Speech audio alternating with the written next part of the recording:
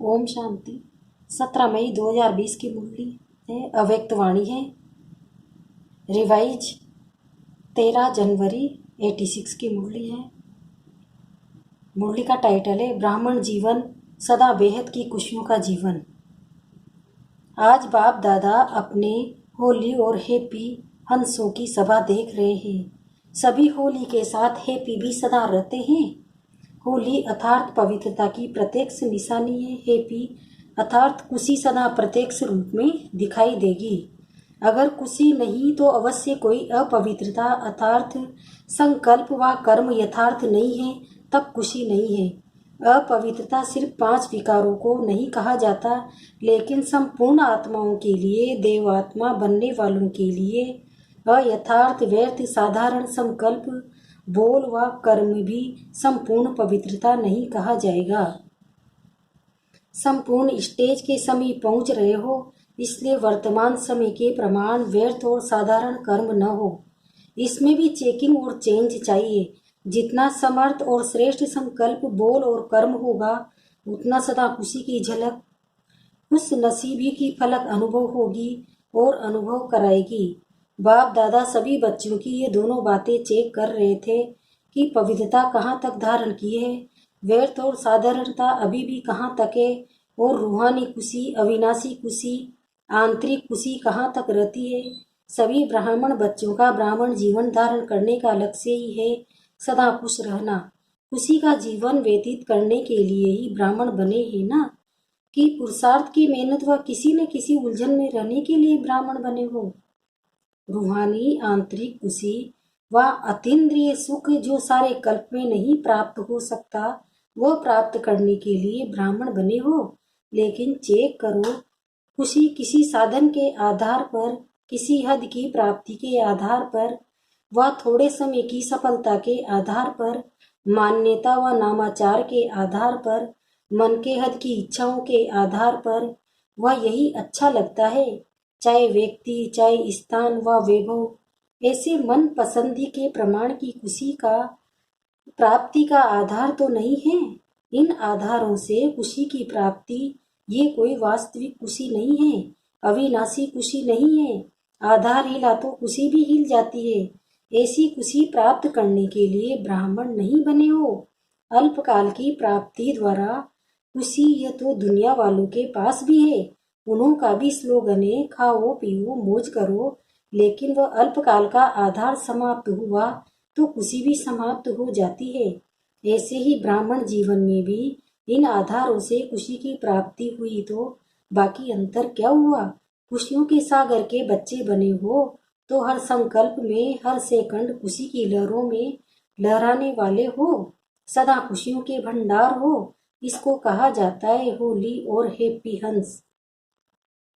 बाप दादा देख रहे थे कि जो लक्ष्य है बिना कोई हद के आधार के सदा आंतरिक खुशी में रहने का, उस लक्ष्य के बदले हद की प्राप्तियों की छोटी छोटी गलियों में फंस जाने कारण कहीं बच्चे लक्ष्य अर्थात मंजिल से दूर हो जाते हैं।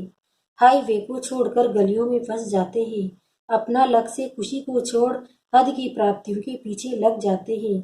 आज नाम हुआ व काम हुआ, इच्छा पूर्ण हुई तो खुशी है। मन पसंद संकल्प पसंद प्राप्ति हुई तो बहुत खुशी है। थोड़ी भी कमी हुई तो लक्ष्य वहां ही रह जाता है। लक्ष्य हद के बन जाते, इसलिए बेहद की अविनाशी खुशी से किनारा हो जाता है। तो बाप दादा बच्चों से पूछते हैं कि क्या ब्राह्मण इसलिए बने हो, इसलिए रूहानी जीवन अपनाई है। ये तो साधारण जीवन है, इसको श्रेष्ठ जीवन नहीं कहा जाता। कोई भी कर्म करो, चाहे कितनी भी बड़ी सेवा का काम हो, लेकिन जो आंतरिक सेवा, आंतरिक खुशी, रूहानी मौज बेहद की प्राप्ति से नीचे ले आती है, अर्थात हद में ले आती है। आज मौज कल मौज, आज खुशी कल व्यर्थ उलझन में डालती है, खुशी से वंचित कर देती है। ऐसी सेवा को छोड़ दो, लेकिन खुशी को नहीं छोड़ो। सच्ची सेवा सदा बेहद की स्थिति का, बेहद की खुशी का अनुभव कराती है। अगर ऐसी अनुभूति नहीं है तो वो मिक्स सेवा है, सच्ची सेवा नहीं है। ये लक्ष्य सदैव रखो कि सेवा सदा स्व उन्नति, स्व प्राप्ति, संतुष्टता और महानता की अनुभूति हुई। जहाँ संतुष्टता की महानता होगी वहाँ अविनाशी प्राप्ति की अनुभूति होगी। सेवा अर्थात फूलों के बगीचे को हरा भरा करना। सेवा अर्थात फूलों के बगीचे का अनुभव करना, न कि कांटों के जंगल में फंसना। उलझन, अप्राप्ति, मन की मूझ, अभी कभी मौज, कभी अभी अभी मूझ, यह कांटे हैं। इन कांटों से किनारा करना अर्थात बेहद की खुशी का अनुभव करना। कुछ भी हो जाए, हद की प्राप्ति का त्याग भी करना पड़े, कई बातों को छोड़ना भी पड़े, बातों को छोड़ो लेकिन खुशी को नहीं छोड़ो। जिसके लिए आए हो उस लक्ष्य से किनारे न हो। ये सूक्ष्म चेकिंग करो। खुश तो है लेकिन अल्पकाल की प्राप्ति के आधार से खुश रहना इसी कोई खुशी तो नहीं समझते। कहाँ साइड सीन हो कि मंजिल तो नहीं समझ रहे हो, क्योंकि साइड सीन भी आकर्षण करने वाले होते हैं, लेकिन मंजिल को पाना अर्थात बेहद के राज्य अधिकारी बनना। मंजिल से किनारा करने वाले विश्व के राज्य अधिकारी नहीं बन सकते, रॉयल फैमिली में भी नहीं आ सकते। इसलिए लक्ष्य को, मंजिल को सदा स्मृति में रखो। अपने से पूछो, चलते चलते कहाँ कोई हद की गली में तो नहीं पहुंच रहे हैं।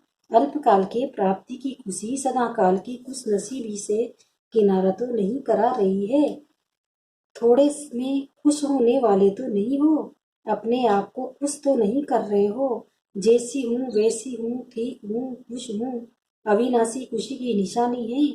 उनको औरों से भी सदा खुशी की दुआएं अवश्य प्राप्त होगी। बाप दादा और निमित्त बड़ों के स्नेह की दुआएं अंदर अलौकिक आत्मिक खुशी के सागर में लहराने का अनुभव कराएगी। अलबेलेपन में ये नहीं सोचना मैं तो ठीक हूँ लेकिन दूसरे मेरे को नहीं जानते। क्या सूर्य की रोशनी छिप सकती है? सत्यता की खुशबू कभी मिट नहीं सकती, छिप नहीं सकती। इसलिए धोखा कभी नहीं खाना। यही पाठ पक्का करना। पहले अपनी बेहद की अविनाशी खुशी, फिर दूसरी बातें। बेहद की खुशी सेवा की व सर्व के स्नेह की, सर्व द्वारा अविनाशी सम्मान प्राप्त करने की खुश नसीबी अर्थात श्रेष्ठ भाग्य स्वतः अनुभूति कराएगी। जो सदा खुश है वह खुश नसीब है। बिना मेहनत, बिना इच्छा अथवा कहने से सर्व प्राप्ति सहज होगी। ये पाठ पक्का किया है। बाप दादा देखते हैं आए किस लिए हैं, जाना कहाँ है और जा कहाँ रहे हैं। हद को छोड़ फिर भी हद में जाना तो बेहद का अनुभव कब करेंगे। बाप दादा को भी बच्चों पर स्नेह होता है। रहम तो नहीं कहेंगे क्योंकि भिखारी थोड़े हो, दाता विधाता के बच्चे हो, दुखियों पर रहम किया जाता है। आप तो सुख स्वरूप सुखदाता के बच्चे हो। अब समझा क्या करना है। बाप दादा इस वर्ष के लिए बार बार भिन्न भिन्न बातों में अटेंशन दिला रहे हैं। इस वर्ष विशेष स्व पर अटेंशन रखने का समय दिया जा रहा है। दुनिया वाले तो सिर्फ कहते हैं कि खाओ पियो मौज करो, लेकिन बाप दादा कहते हैं खाओ और खिलाओ, मौज में रहो और मौज में लाओ। अच्छा, सदा अविनाशी बेहद की खुशी में रहने वाले, हर कर्म में खुश नसीब अनुभव करने वाले, सदा सर्व को खुशी का खजाना बांटने वाले, सदा खुशी की खुशबू फैलाने वाले, सदा खुशी के उमंग उत्साह की लहरों में रहने वाले, ऐसे सदा खुशी की झलक और फलक में रहने वाले, श्रेष्ठ लक्ष्य को प्राप्त करने वाले, श्रेष्ठ आत्माओं को बाप दादा का सदा होली और हैप्पी रहने की याद प्यार और नमस्ते। हम बच्चों को भी बाप दादा की याद, बाप दादा को याद प्यार और नमस्ते। अब बाबा पार्टियों से बात कर रहे हैं। पहला है, प्रवृत्ति में रहते सदा न्यारे और बाप के प्यारे होना। कभी भी प्रवृत्ति के लगाव तो नहीं लग जाता। अगर कहाँ भी किसी से अटैचमेंट है तो वह सदा के लिए अपने जीवन का विघन बन जाता है। इसलिए सदा निर्विघ्न बन आगे बढ़ते चलो। कल पहले मिशन अंगद बन अचल अडोल रहो। अंगद की क्या विशेषता दिखाई है? ऐसा निश्चय बुद्धि जो पाँव भी कोई हिला न सके। माया निश्चय रूपी पाँव को हिलाने के लिए भिन्न भिन्न प्रकार से आती है, लेकिन माया हिल जाए आपका निश्चय रूपी पाँव न हिले। माया स्वयं सरेंडर होती है, आप तो सरेंडर नहीं होंगे ना। बाप के आगे सरेंडर होना, माया के आगे नहीं। ऐसे निश्चय बुद्धि सदा निश्चिंत रहते हैं। अगर जरा भी कोई चिंता है तो निश्चय की कमी है। कभी किसी बात की थोड़ी सी भी चिंता हो जाती है उसका कारण क्या होता है? जरूर किसी न किसी बात के निश्चय में कमी है। चाहे ड्रामा में निश्चय की कमी हो, चाहे अपने आप में निश्चय की कमी हो, चाहे बाप में निश्चय की कमी हो। तीनों ही प्रकार के निश्चय में जरा भी कमी है तो निश्चिंत नहीं रह सकते। सबसे बड़ी बीमारी है चिंता। चिंता की बीमारी की दवाई डॉक्टर्स के पास भी नहीं है। टेम्परेरी सुलाने की दवाई दे देंगे, लेकिन सदा के लिए चिंता नहीं मिटा सकेंगे। चिंता वाले जितना ही प्राप्ति के पीछे दौड़ते हैं, उतना प्राप्ति आगे दौड़ लगाती है। इसलिए सदा निश्चय के पांव अचल रहे। सदा एक बल एक भरोसा, यही पांव है। निश्चय कहो भरोसा कहो एक ही बात है। ऐसे निश्चय बुद्धि बच्चों की विजय निश्चित है। दूसरा है, सदा बाप पर बलिहार जाने वाले हो। जो भक्ति में वायदा किया था वो निभाने वाले हो ना। क्या वायदा किया था? सदा आप पर बलिहार जाएंगे। बलिहार रहता सदा समर्पित हो बलवान बनने वाले। तो बलिहार हो गए या होने वाले हो? बलिहार होना माना मेरा कुछ नहीं, मेरापन समाप्त, मेरा शरीर भी नहीं। तो कभी देह अभिमान में आते हो मेरा है, तब देह भान आता है। इससे भी परे रहने वाले इसको कहा जाता है बलिहार जाना। मतलब ये देह भी मेरा नहीं है। तो मेरापन सदा के लिए समाप्त करते चलो। सब कुछ तेरा, यही अनुभव करते चलो। जितना ज्यादा अनुभवी उतना अर्थरोटी स्वरूप। वो कभी धोखा नहीं खा सकते, दुख की लहर में नहीं आ सकते। तो सदा अनुभव की कहानियां सबको सुनाते रहो। अनुभवी आत्मा थोड़े समय में सफलता ज्यादा प्राप्त करती है। अच्छा, विदाई के समय 14 जनवरी मकर संक्रांति की याद प्यार बाबा दे रहे हैं। आज के दिन के महत्व को सदा खाने और खिलाने का महत्व बना दिया है। कुछ खाते हैं, कुछ खिलाते हैं। ये तिल दान करते हैं या खाते हैं। तिल अर्थात बहुत छोटी सी भिंडी। कोई भी बात होती है छोटी सी होती है तो कहते हैं ये तिल के समान है, और बड़ी होती है तो पहाड़ के समान कहा जाता है। तो पहाड़ और तिल बहुत फर्क हो जाता है। तो तिल का महत्व इसलिए है क्योंकि अति सूक्ष्म बिंदी बनते हो। जब बिंदी रूप बनते हो तो तभी उड़ती कला के पतंग बनते हो। तो तिल का भी महत्व है, और तिल सदा मिठास के संगठन के रूप में लाते हैं। ऐसे ही तिल नहीं खाते। मधुरता अर्थात स्नेह के संगठित रूप में लाने की निशानी है।